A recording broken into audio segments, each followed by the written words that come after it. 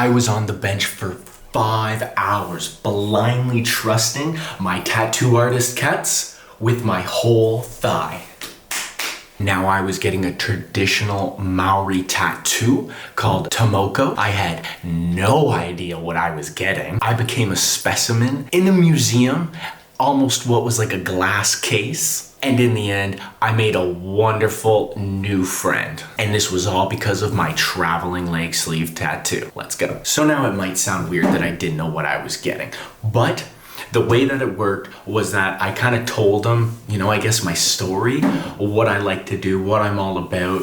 Obviously the details of I was in New Zealand, I was traveling, I love to explore the world. And he just took everything I said and then he used that to design a tattoo that was indeed specific to me and who I am as a person. And as you can see here, he drew on it with a red Sharpie and kind of yellow highlighter, and he free drew the whole thing right onto my leg with the Sharpie and the highlighter. And at that point, he did give me the option. He was like, do you want to look at it? And I said, nah, I'll just wait until it's done. And he was like, okay, sure, why not? And then that began, like I said, that spectacle, because word got around within this museum that there was a guy getting a tattoo and he had no idea what it was. Now, this museum was the New Zealand Maori Arts and Crafts Institute. It's in Rotorua, and it's kind of like the hub of the Maori culture, and it has everything there. The tattoo studio was kind of a newer addition, and I kind of just wandered into it because I heard about it and I was like, no way, I definitely want to get a tattoo here. When I made it known that I wanted the tattoo, I was actually brought through a bunch of different construction areas to this tiny little studio in the back. Now the studio had a bunch of windows going all the way around. After a little bit of talking, we decided, okay, this guy wants a tattoo and we're gonna give him one. Now the tattoo artist, as you can see, Kets, he was the head tattoo artist.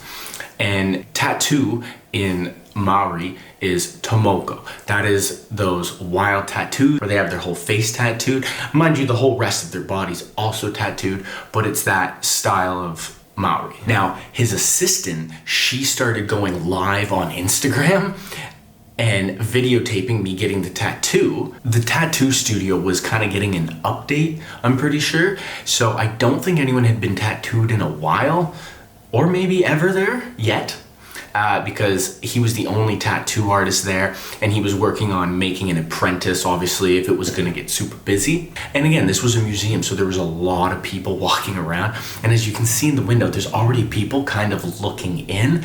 And I don't know how it got past that, but it started to get to a point where on the other side, as you can see behind her videotaping, there was like a pathway to go to a door.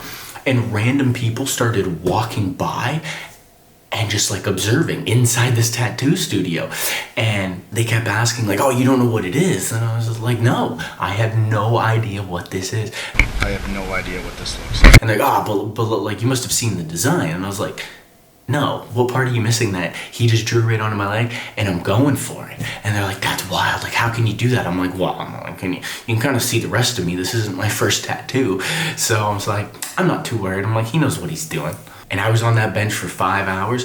And within that 5 hours, just the amount of people that would just kind of come around, they would walk through the studio, they would stand at the window. It was absolutely wild. I had people taking pictures of me getting my tattoo, with phones, with cameras. It was wild. Super fun. I felt like I was on like Inked. So now the first swirl at the top, it represents travel, which is kind of an obvious thing to add to this tattoo. As I told him, I do love to travel, and I was traveling all of New Zealand. Now the scales inside of that one and the whole tattoo all kind of represent something different.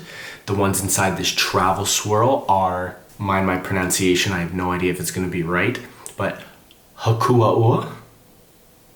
Its mackerel tail kind of represents prosperity. And then una unahi, more fish scales that represent abundance and health. So obviously, two things that you would want while you're out traveling.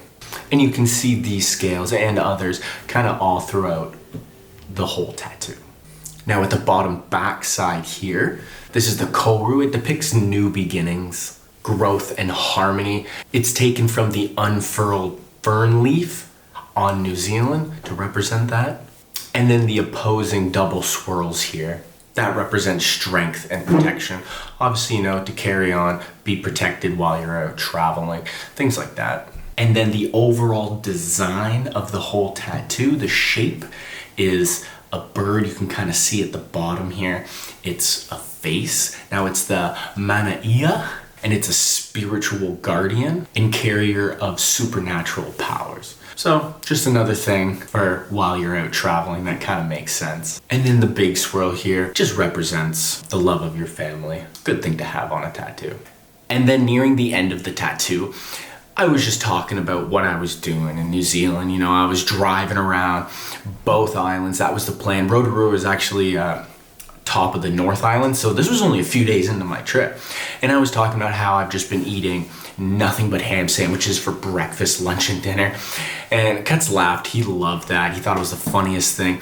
But then the more we talked, he was kind of like, man, this kid's malnourished. So he actually invited me into the back, into like the staff area of the museum to join him for lunch. And then some of his other, co-workers of the museum. And he didn't tell me what lunch was. And when I got to the back, there was this plate of giant smoked fish. It just reeked of fish. I personally like fish, so I didn't mind it. And then beside him, he just had this container of butter, and then he just had a full loaf of bread. And I was like, okay. I was like, let's see where we're going with this. And then, we sat down with just those 3 items. And the sandwich was different from ham, but still a very basic sandwich. We were just peeling fish right off of it, and then we were just putting globs of butter. So he kind of instructed me on how to make the sandwich. He was kind of like, here, take this butter. So that's why those chunks of butter are huge. I had 2 fish sandwiches. They were absolutely delicious. I think they were that good because the fish was delicious in itself, but probably because I had so much butter on that sandwich. But then he introduced me to something absolutely wild, and it was the liquid inside the spine of the fish. I had never had that before. And he was like, no. He's like, just watch it. Sucking up the juice of, spinal liquid, and it was so tasty. And I was like, this is absolutely wild. So that was a wonderful way to end that giant tattoo session, was sitting with my new friend, a few other coworkers. We were all just talking and enjoying a good fish sandwich. Now, this was definitely my favorite addition to my traveling leg sleeve. Just the way it turned out, the story behind it, the friends I made while getting it. It was just an all-around wonderful experience. Now, comment below if you have a Tomoko that you would like to share, because I would love to know what yours is, where you got it, and how it went. Now subscribe to follow along my traveling journey. I hope y'all been enjoying it so far. And watch this video for how I pack my backpack for when I travel. Have I longboarded my way into your heart yet?